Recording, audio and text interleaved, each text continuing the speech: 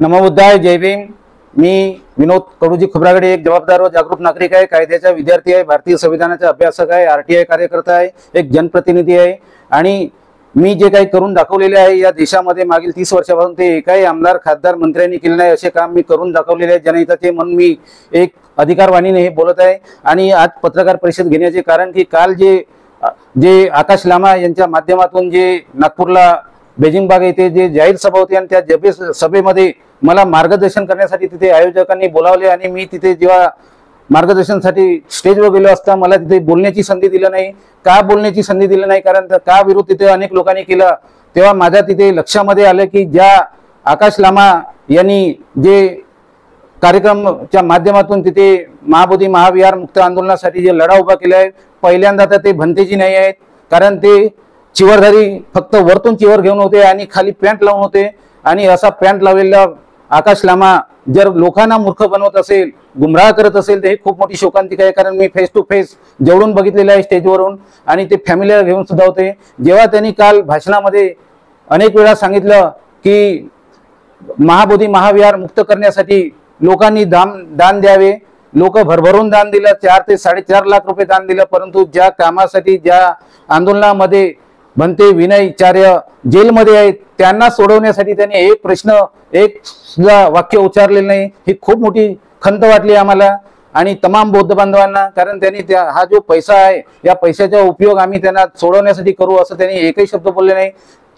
त्यानंतर त्यांनी एक दोनदा RSSचं नाव घेतल्यानंतर मग त्यांनी भारतीय बौद्ध महासभेकडे वळले, त्या संदर्भामध्ये सुद्धा लोकांचा एक भ्रम निर्माण झाला होता। आणि त्यानंतर ज्या कामासाठी ते मागील फरवरीपासून जे आंदोलन उभं करत आहेत आणि केलेले आहे, पण या महाराष्ट्रामध्ये जर सर्वात जास्त आंदोलन कोणी केलं असेल तर भंते विनयचार्याच्या माध्यमातून पूर्ण खेड्यापाड्यामध्ये आंदोलन उभं झाले आहे, अनेक मोर्चे झाले, अनेक आंदोलन झाले, अनेक जिल्ह्यामध्ये खेड्यामध्ये शहरामध्ये त्यांच्या माध्यमातून आंदोलन झाले आहे आणि हा महाराष्ट्र खडबडून जागा झालेले आहे। ही नागपूर ही प्रेरणाभूमी आहे, ऊर्जाभूमी आहे, क्रांतीभूमी आहे आणि या क्रांतीभूमीमधून हा जो आवाज बुलंद पूर्ण महाराष्ट्रामध्ये भारतामध्ये जायला पाहिजे होता असा आवाज तिथं काल झालेला नाही आहे। आणि त्या सभेमध्ये जे टेम्पल ऍक्ट आहे तो कोणत्या तारखेला बनलाय, कोणत्या महिन्यामध्ये झालेला आहे हे कोणीही सांगू शकले नाही। आणि मी हे सर्व स्टडी करून असल्यामुळे आणि यांची हे सर्व आंदोलनाची पोलखोल मी तिथे करणार असल्यामुळे मला तिथल्या आयोजकांनी वारंवार विनंती तिथल्या काही संयोजकांनी केलं होतं की खोब्रागडे साहेबांना बोलू द्या, त्यांना कायद्याचा अभ्यास आहे, या बाबतीत त्यांना माहिती आहे, असे असताना सुद्धा मला बोलू दिलं नाही। तिथले जे अध्यक्ष भंतेजी होते त्यांनी सुद्धा 2-3 वेळा शिफारस केलं की यांना खोब्रागडेंना बोलू द्या, परंतु त्याचे जे संयोजक होते ते बोलू दिले नाही। याचं कारण म्हणजे जे काही ते संयोजक अंबाझरीच्या प्रकरणामध्ये सुद्धा मागील काही लोकांना 284 दिवस गुमराह करून जे सांगत होते आणि तिथला सुद्धा मुद्दा मी उपस्थित केल्यामुळे त्यांनी तिथं बघून घेतलं स्टेजवर की जर विनोद खोब्रागडेंना हा विषय दिला आणि तो पूर्ण सत्य आणि मी रोखठोक बोलणारा व्यक्ती असल्यामुळे सत्य हा समाजापुढे जाहीर स्टेजवर मांडणार आणि या भंते लामाची पोलखोल होणार हे सुद्धा त्यांना माहीत झाल्यामुळे काल त्यांनी मला बोलू दिलं नाही। त्यामुळे मला आज व्यथित होऊन पत्रकार परिषदेमध्ये हे सांगावं लागत आहे, कारण तो पॅन्ट लावलेला आकाश लामा हा भंतेजी कसा असू शकतो हा पहिला माझ्या मनामध्ये प्रश्न निर्माण झाला। दुसरा प्रश्न असा निर्माण झाला की आज ज्या आंदोलनासाठी भंते विनयचार्य आज जेलमध्ये आहेत त्यांना सोडवण्यासाठी प्रयत्न करायला पाहिजे, त्यांना समाजांना मागणी करायला पाहिजे, ते सुद्धा त्यांनी केलेलं नाही, एक शब्द त्यावर बोललेला नाही। त्यांच्या 2-3दा विषय तो सुद्धा की आंदोलन मुक्त झालं पाहिजे, ऍक्ट रद्द झाला पाहिजे आणि असे कितीही 100 आंदोलन केले तरी ऍक्ट रद्द होत नसते, कारण ऍक्ट रद्द करण्यासाठी कोर्टात जावं लागतो, कोर्टात पिटिशन दाखल करावं लागते, रिट पिटिशन दाखल करावं लागते, त्यानंतर स्पेशल लीव पिटिशन दाखल करावं लागते, त्याच्यानंतर याचिका दाखल करावं लागते। आणि जर पुन्हा हे नसेल तर दुसरा एक मार्ग आहे की हा सगळा विसंगत कायदा असल्यामुळे अॅट्रॉसिटी ऍक्ट अंतर्गत गुन्हे दाखल करायला पाहिजे। आणि हे त्या सभेमध्ये मी सांगणार होतो, मार्गदर्शन देणार होतो, समाजाला हा आकाश लामा कसा मूर्ख बनवत आहे हे सुद्धा मी तेव्हा पोलखोल करणार होतो। आणि हा माध्यम नसताना आंदोलनाच्या माध्यम नसून आंदोलन हे जन आंदोलन झालं पाहिजे हे या मताचा मी सुद्धा आहे, कारण सरकार 2 गोष्टीला भेट असते, एक तर न्यायालयाला भेटो आणि किंवा जन आंदोलनाला भेटो। तर जन आंदोलन जेव्हा मोठ्या प्रमाणात महाराष्ट्रामध्ये सुरू झाल्यानंतर या जन आंदोलनासाठी एक महाराष्ट्राच्या आमच्या काही लोकांना मारपीट करत असताना तिथं भंते विनयचार्य जेव्हा सोडवायला जातो तेव्हा तो भंतेजी त्या जाहीर स्टेजवरून सांगतो की तो भंते विनयचार्य हा माझ्या कॅबिनच्या बाहेर असल्यामुळे मला मी त्यांना वाचवू शकलो नाही.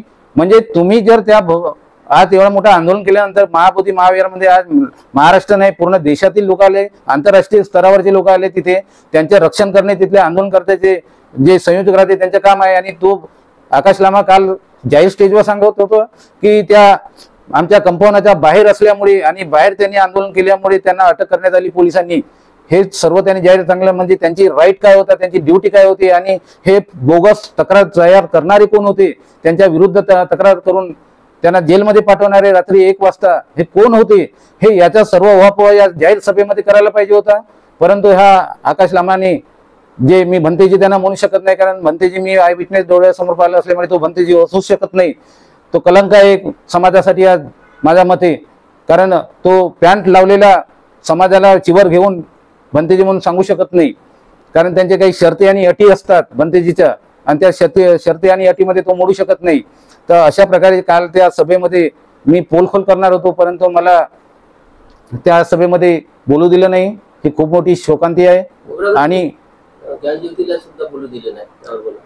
त्यानंतर आमचे जे चंद्रपूरचे ज्ञानज्योती भंतेजी आहेत ते सकाळी आज वरवेला बाबासाहेबांच्या स्मारकापासून त्यांनी पैदल रॅली काढून शिवली बुद्ध विहारापर्यंत ह्या आंदोलनामध्ये त्यांनी समजावून सांगितलं. पूर्ण शहरातून त्यांनी रॅली काढलं होतं आणि त्याच्यानंतर एवढे वयोवृद्ध जेव्हा भंतेजी काल स्टेजवर आले असतात त्यांना सुद्धा एक शब्द बोलू दिले नाही. म्हणजे ज्यांच्या ज्ञानाची पकड आहे, कायद्याचं नॉलेज आहे, अशा लोकांना सुद्धा बोलू दिलं नाही. वास्तविक त्या भंतेजी ज्ञानज्योती यांनी जे बुद्ध महाबोधी महाविहारामध्ये जो प्रकार घडला बुद्ध पौर्णिमेच्या दिवशी, त्यांनी मला फोन करून सांगितलं की विनोद खोब्रागडेजी तिथे जे राज्यपाल आहेत ते शिवलिंगची पूजा करत आहेत आणि हे प्रोटोकॉलमध्ये मोडत नाही, तुम्ही यांच्यावर काहीतरी करा, असे त्यांनी जेव्हा मला सांगितल्यानंतर मी वरळीच्या जिल्हा व सत्र न्यायालयामध्ये तिथल्या बिहार सरकार विरुद्ध, तिथल्या मुख्यमंत्री नितीश कुमार विरुद्ध, तिथल्या चीफ सेक्रेटरी मीना विरुद्ध, दहेच्या कलेक्टर त्यागराजन विरुद्ध, तिथल्या महंताविरुद्ध आणि तिथल्या पुजाऱ्याविरुद्ध मी वरळीच्या जिल्हा व सत्र न्यायालयामध्ये अॅट्रॉसिटी ऍक्ट सेक्शन 3(1)(n) नुसार फौजदारी केस दाखल केलेली आहे. आणि आता 4 तारखेला त्याचा सुनावणी आहे. जरी राज्यपाल असेल तरी ते कायद्याच्या प्रोटोकॉलच्या बाहेर जाऊ शकत नाही. या भारतामध्ये रूल ऑफ लॉ आहे, कायद्याचे राज्य आहे, मनमानीचे राज्य नाही आहे. Equal to before law article 14 कायद्यापुढे सगळे समान आहे. म्हणून मी हे सर्व या अॅट्रॉसिटी ऍक्टचा आधार घेऊन जे पुस्तक माननीय न्यायाधीश अनिल वैद्य साहेबांनी लिहिलेले आहे आणि या न्यायाधीशच्या लिहिलेल्या पुस्तकाचा आधार घेऊन त्याच्यामध्ये जे सेक्शन आहे, जे प्रकरण 2 अत्याचाराचे अपराध कलम 3(1)(n) नुसार यामध्ये स्पष्ट दिलेले आहे, अनुसूचित जाती किंवा जमातीचे लोक ज्याला पवित्र किंवा अत्यंत आदरणीय समजतात त्या कोणत्याही वस्तूला उद्ध्वस्त करणे, नुकसान पोहोचवणे, खराब करणे, विद्रुपी करणे हा अॅट्रॉसिटी ऍक्ट नुसार गुन्हा आहे. आणि ज्या अर्थी महाबोधी महाविहार येथे शिवलिंगची पूजा चालू आहे, एक राज्यपाल पूजा करतो म्हणजे ऍक्ट मध्ये तो गुन्हेगार आहे. त्यानंतर तिथे 5 पांडवाला 5 जे तथागत बुद्धाचे जे 5 शिष्य होते, पहिल्यांदा त्यांना ज्ञान प्राप्त झाल्यानंतर त्यांना शिक्षा हे दिलं, ज्ञान दिलं, असे 5 भिक्खूंना तिथं 5 पांडव म्हणून समजतात. तिथे बाजूला मस्जिद आहे, मंदिर आहे, तिथे शिवलिंगची पूजा चालू आहे. आणि हे ऍक्ट मध्ये सुद्धा लिहिले आहे की जे ऍक्ट भारतीय म्हणजे 6 जुलै 1949 ला जो टेम्पल ऍक्ट तयार झालेला आहे तो टेम्पल ऍक्ट हा विसंगत आहे. कारण या देशामध्ये भारतीय संविधान 26 जानेवारी 1950 पासून लागू झाल्यानंतर आर्टिकल 13 नुसार हा ऑलरेडी ऍक्ट रद्द झालेले आहे. जितके पुराणे कानून कायदे होते मनुस्मृतीच्या नुसार हे ऑलरेडी नष्ट झालेले आहे. मग इथल्या आमच्या लोकांना जे तज्ज्ञ लोक आहेत, वकील मंडळी आहेत, मोठमोठे जे आंदोलन करते, जे काही समाज काम करणारे लोक यांना समजत नाही का? जर मी एक चंद्रपूरचा माणूस जर बुद्ध महाबोधी महाविहारमध्ये हा एवढा मोठा विसंगत कायदा चालू असताना 75 वर्षापासून आमच्या अन्याय होत आहे, म्हणजे याच्यावर ह्या एका लाईन मध्ये ऍक्ट रद्द होत होता. भारत सरकारला जर पार्टी केलं असतं, तिथल्या बिहार सरकारवर पार्टी केलं असतं, तिथल्या मुख्यमंत्र्यावर केलं असतं, जे मी करून दाखवलेलं आहे आणि केलं आहे, असे जर ते काम केलं असतं तर हा केव्हाच कायदा रद्द झाला असता. का नाही समजत होते यांना? एवढा मोठा ऍक्ट असताना आज अनुसूचित जाती जमाती अत्याचार प्रतिबंध कायदा 1989च्या सेक्शन 3(1)(n) मध्ये एवढा मोठा स्पष्ट लिहून आहे. तिथे विद्रुपीकरण चालू आहे, तिथे महाबोधी महाविहारच्या माध्यमातून तिथे शिवलिंगची पूजा चालू आहे, म्हणजे कायद्याचा विसंगत चालू आहे. असे असताना यामध्ये कुणी पिटिशन दाखल केलं नाही. अॅट्रॉसिटीमध्ये आज भारतातील पहिली पिटिशन मी दाखल केलेली आहे आणि या पिटिशनच्या माध्यमातून अनेक या भारतामध्ये 800 जिल्हे आहेत, 800 जिल्ह्यामध्ये सुद्धा हे दाखल करावे अशी मी मागणी या मीडियाच्या माध्यमातून काल मी जाहीर तिथे स्टेजवर बोलणार होतो, सांगणार होतो.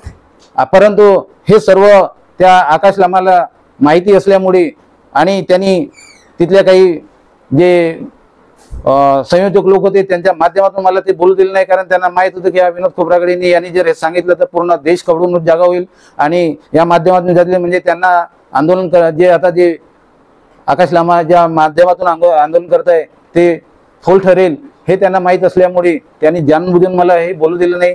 आणि हा एवढा मोठा कायदा आहे, ऑलरेडी या कायद्यामध्ये अॅट्रॉसिटीमध्ये हे विसंगत कायदा आहे आणि विसंगत कायदा असल्यामुळे ऑलरेडी तिथले बिहार सरकार दोषी आहे, तिथले मुख्यमंत्री दोषी आहे. त्या कायद्यामध्ये सेक्शन 9 मध्ये लिहिलेले आहे की जे 9 सदस्य म्हणजे राहणार त्या 9 सदस्यापैकी 4 हिंदू राहणार, 4 बौद्ध राहणार आणि 1 कलेक्टर राहणार, तो कलेक्टर सुद्धा हिंदू राहणार. म्हणजे हा विसंगत कायदा नाही आहे का? कायद्याला धरून कायदा आहे का? असं सेक्शन 9 मध्ये लिहिलेलं आहे. जे सेक्शन 1 ते 17 जे सेक्शन आहे बुद्धिस्ट म्हणजे ऍक्ट आहे त्याच्यामध्ये हे सर्व तरतूद आहे. त्याच्यामध्ये पिंडदान करावे हे सुद्धा त्या सेक्शन 3(1)(ड) मध्ये लिहिलेले आहे. म्हणजे एवढ्या कायद्यामध्ये तरतूद हे असताना तो विसंगत कायदा चालू आहे देशामध्ये.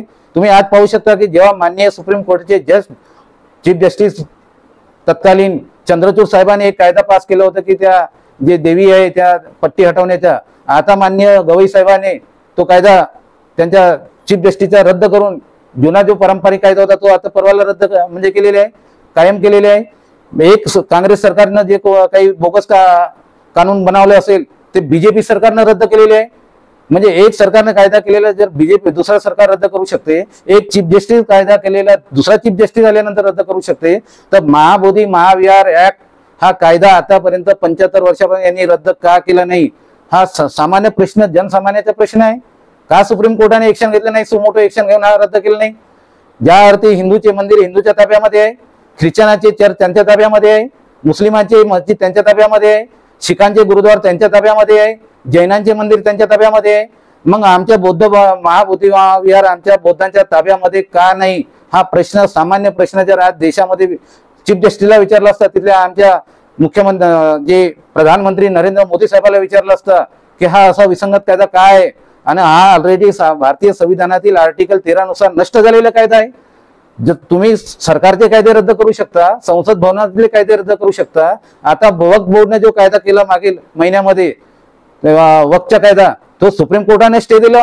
अनेक पिटिशन दाखल झाले, 100च्या वर पिटिशन एका हप्त्यामध्ये दाखल झाले, त्याला स्टे दिलेले आहे. मग या कायद्याला स्टे बिहार सरकारने केलेला कायदा आहे, विसंगत कायदा आहे. मग याला स्टे देऊन तात्काळ रद्द का केलं नाही? कारण हा आकाश लामा जो आहे हा कायद्याचे नॉलेज नाही आहे, कायद्याचे ज्ञान सुमार आहे आणि हा विसंगत कायदा असताना हा समाजापुढे ठेवत नाही आहे आणि निवड समाजाच्या नावाने आंदोलनाच्या नावाने पैसा गोळा करणे, त्या पैशाच्या काय समोर करतात हे सुद्धा माहित नाही. कारण आंदोलन म्हटलं तर पैसा आवश्यक आहे, परंतु याचा तो कसा वापर करतो तो माहित नाही. आणि काल मी आय विटनेस जेव्हा त्या सभेमध्ये बघितलं की एक आंदोलन करता आमच्या बनते विनयचार्य जो महाराष्ट्रातील लोकांवर अन्याय होत असल्यामुळे त्यांना मारपीट करत असल्यामुळे जेव्हा तो त्यांच्यावर विरोध करण्यासाठी जातो आणि त्याला रात्री 1 वाजता अटक करतात. हा लामा सुद्धा स्वतः तिथं रायटिंग मध्ये लिहित असतो कोणाविरुद्ध तक्रार करत होता, का तक्रार करत होता, कोणत्या विरुद्ध तक्रार करत होता हे त्यांनी काल वापर केलं नाही. आणि पुन्हा त्यांनी काल भाषणामध्ये जाहीर सभेमध्ये सांगितलं की तो विनयचार्य जो भंतेजी आहे ते आमच्या सभेच्या बाहेर ते बोलत असल्यामुळे लोकांना गुमराह करत असल्यामुळे ठाणेदारांनी तिथल्या PIने मला बोलावून सांगितलं, मला बोलावून त्यांना सांगितलं आणि त्यामुळे त्यांना मी सांगितलं की हा माझ्या स्टेजच्या माझ्या कार्यक्रमाच्या बाहेर असल्यामुळे मी यांना काही करू शकत नाही असं त्यांनी काल जाहीर भाषणामध्ये सांगितलंय. म्हणजे आमचे जिथं जागा नसेल, महाराष्ट्रातून भारतातून लाखो लोक आज बुद्ध पौर्णिमेच्या निमित्त आणि त्या धरण्या आंदोलनाच्या निमित्त गेले असताना यांचं काम होतं, तिथे जागा नसेल तर कोणी थोडं बाहेर राहू शकते. खोब्रागडे साहेब, आता एक नॅशनल कमिटीचं गठन होणार आहे 6 आणि 7 तारखेला दिल्लीला महाबोधी महाविहार मुक्तीच्या संदर्भात. या संदर्भात तुमचं काय मत? आता जे नॅशनल गठन होणार आहे आणि होत आहे, कारण हा विषय खूप गंभीर विषय आहे आणि महाबोधी महाविहार हा सर्व समाजाच्या आस्थेचा विषय आहे. सर्व समाजाच्या, बौद्ध समाजाच्या नाही तर सर्व बाकीचे समाज सुद्धा सपोर्ट करायला तयार आहे की हा त्यांना मिळाला पाहिजे, कारण हा राईट आहे. ज्यांचे मंदिर आहे त्यांच्या ताब्यामध्ये दिलं पाहिजे असं राईट असताना इथे कुठेतरी मार्ग चुकत आहे. कारण हे जे आता जे माननीय आमचे म्हणते सुरेश ससाई यांनी एक पिटिशन दाखल केली होती जनहित याचिका 2012 मध्ये, काही कारणानिमित्त ते प्रलंबित होती. ते प्रलंबित असलेल्यामुळे काल जाहीर सभेमध्ये सुद्धा सांगितलं आकाश लमाने की आमच्या वकिलाच्या माध्यमातून आम्ही ते रिओपन केले आहे आणि त्याच्यावर काही सुनावणी आहे 17 तारखेला. हे झालेच पाहिजे. अनेक पिटिशन दाखल झाले पाहिजे, रिट पिटिशन दाखल झाले पाहिजे, स्पेशल लीव्ह पिटिशन दाखल झाले पाहिजे, परंतु हा विसंगत कायदा असल्यामुळे हा अॅट्रॉसिटी ऍक्ट अंतर्गत मोडतो. आता जे मी सांगितलं तुम्हाला, कारण ज्या ठिकाणी अनुसूचित जाती जमातीचे लोक ज्याला आस्थेनं बघतात त्या आणि मानतात, त्यांचे जर कोणी विद्रुपीकरण करत असेल, नष्ट करत असेल तर ह्या कायद्याने गुन्हा आहे. आणि हा इतका सक्षम कायदा आहे अॅट्रॉसिटी ऍक्टच्या, याच्यामध्ये कोणी सुटू शकत नाही. तुम्ही बघितलं असेल आता मी चंद्रपूर जिल्ह्यामधल्या जिल्हाधिकाऱ्यासह 16 अधिकारी अॅट्रॉसिटी गुन्हे दाखल केले आहेत. ते पूर्ण परेशान आहेत बेलसाठी. त्यानंतर तिथल्या जे त्यांना वाचवासाठी जे वकील मंडळी गेली, जो वकील मंडळी RSS मोहन भागवतचा भाऊ आहे रवींद्र भागवत, याच्यासह 11 वकिलाची सनद रद्द करायसाठी मी महाराष्ट्र बार असोसिएशनला पत्र लिहिलेले आहे आणि पुन्हा कोर्टामध्ये पिटिशन दाखल केले आहे. एकीकडे तिथे वकील लोक परेशान आहेत, एकीकडे त्या SP वर नोटीस इश्यू झाले आहे, तुम्ही आपल्या कर्तव्यामध्ये कसूर का केलं म्हणून तो परेशान आहे. कलेक्टरवर अॅट्रॉसिटी गुन्हा दाखल झाल्यामुळे कलेक्टर परेशान आहे. इकडे महाराष्ट्र शासन ज्या कलेक्टरने बोगस कामं केले त्याला उत्कृष्ट उत्कृष्ट कलेक्टर महाराष्ट्राचा दिल्यामुळे इकडे महाराष्ट्र शासन माननीय मुख्यमंत्री परेशान आहे. म्हणजे एक विनोद खोब्रागडे जर एवढं करून दाखवत असेल आणि करत असेल तर ह्या माध्यमातून या दिल्लीला जो आता 5 तारखेला जो कार्यक्रम होणार आहे त्यांनी जर या संबंधामध्ये तिथे आवाहन केलं की महाराष्ट्रात नाही भारतामध्ये 800 जिल्हे आहेत, अनेक तालुके आहेत 800 जिल्ह्यामध्ये, यांनी प्रत्येक ठिकाणी प्रत्येक पोलीस स्टेशनला जर अॅट्रॉसिटी ऍक्ट अंतर्गत तिथल्या बिहार सरकार व तिथल्या मुख्यमंत्री नितीश कुमार व तिथल्या जो मुख्य सचिव आहेत मीनावर, तिथल्या गयाचा कलेक्टर जो त्यागराजन आहे त्याच्यावर आणि त्याच्या भंते पुजारी जे आहेत महंत यांच्यावर जर गुन्हे दाखल झाले आणि मागणी केलं तर आज मी सांगतो तुम्हाला गॅरंटीनं 8 ते 10 दिवसामध्ये पटापट हा ऍक्ट रद्द होतो. आपल्याला जो महाबोधी मुक्त आहे करायचे आहे ते मुक्त होऊ शकते. कारण कुठलंही शासन प्रशासन असो, मुख्यमंत्री असो किंवा प्रधानमंत्री असो, हे सर्व कायद्याला भेटतात, कोर्टाला भेटतात, कायद्याला भेटतात. बाकी जन आंदोलनाला मोर्चाला भेट नाही. कारण आपण बघितलं आहे महाराष्ट्रामध्ये 58 मोर्चे निघाले होते मराठ्याचे,